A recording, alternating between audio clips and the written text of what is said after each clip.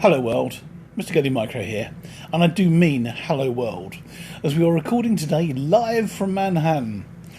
Now we are ensconced safely within a hotel room, have been out and about on the town, watching a TV, one of those TV shows being recorded by a very fine fellow named Stephen Colbert, who we are a great fan of.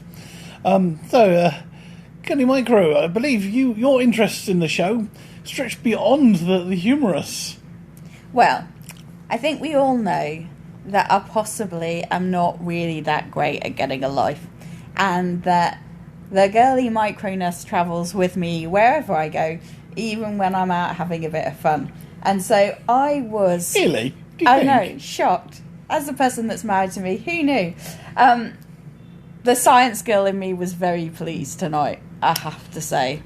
But let me stop you there. Tonight... There was good fun, and you have science things to talk about. But as we are on a holiday in the United States of jolly old America, well, you were pleased by what happened when you very first set foot in the country, having cleared customs. I was.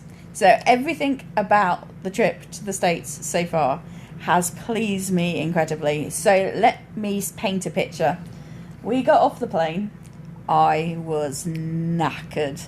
I hadn't slept for about 24 hours because I had been too busy trying to sort out work before I left, as is always the case. I therefore didn't sleep the night before. I hadn't packed, hadn't sorted out my life. Neither did I. No one sleeps because I lose my mind in a whirling dervish. So this tired girl gets off the plane and is greeted, and I know this shouldn't make me as happy as it did, but by a CDC stand offering free COVID testing. That'll be the Centre for Disease Control, for those of you who aren't aware. And so I make my poor husband and mum rush through arrivals in order to go and investigate the CDC stand, in order to look at what the free COVID test looks like, and get greeted by a wonderful thing where they're effectively allowing people to do some blinded epidemiology. So anyone that goes up to that stand can take their swab, goes into a mixed pooled PCR pot, which we can talk about later, depending on how much my husband rolled his eyes at me about the fact that this shouldn't be like really, really technical science. And listeners, let me give you a hint. That's a lot. And especially like it's almost 9 o'clock at night here. And then they also, because you do that, gave you free lateral flow kits to do on days 3 and 5 in order to help support continued SARS CoV2 control, which just pleased me a lot. Which reminds me, is it day 3 tomorrow? Yeah. Tomorrow, people, we will be taking our swabs and hoping that they continue to be negative, because I quite have a lot of shopping I want to do. Anyway, I divert. So back to this evening. So, in continuing the theme of SARS-CoV-2 control, when we applied, we've just gone to see The Late Show with Stephen Colbert being filmed. At the Ed Sullivan Theatre on Broadway. Just amazing.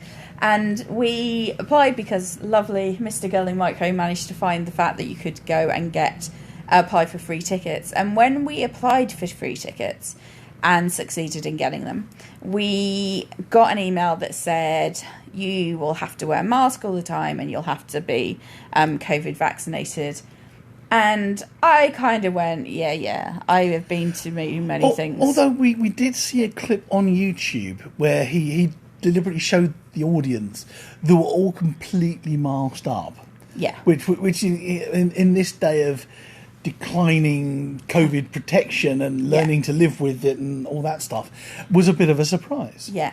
So I had, obviously, me being me, us being us, we had our COVID vaccination certificates with us. I had more masks than people could possibly use in my bag, but I was turning up with the expectation, like with things like we went to for the Commonwealth Games, where, to be honest, we were the only people there who were using them.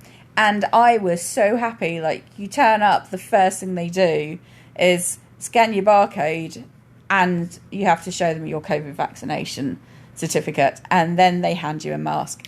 If you haven't got one already. And then they tell you it needs to cover your entire face, not just your mouth. Yeah. So nose and mouth. So they did a better job in 5 seconds than the British government, I felt, did in terms of telling us how to wear a mask properly. But what if my chin was getting cold and nothing else? Yeah, they were very specific about actually teaching you how to wear a mask. And if you had forgotten your vaccine certificate, they tested you there and then with a lateral flow kit. So you had to test in front of witnesses. And not just only that, but all the auditors in the audience, just enjoy this moment. They had people walking up and down for the entire 2 hours of recording, doing mask audits to make sure that people were appropriately wearing them across their face, appropriately, for the entire time. Because it was the guy they pulled up for, he was a bit of a chin hanger, so his nose was exposed. Maybe it was too hot in the mask, I don't know, but. But yeah, for the entire time, everybody was mask compliant. And, I know it wasn't about science, but it gave me a science geeky bit of joy. And the Ed Sullivan Theatre was next to a testing centre where they did PCR tests. And across the road was another CDC tent, which we've seen all over Manhattan. We're giving out free tests. Yeah.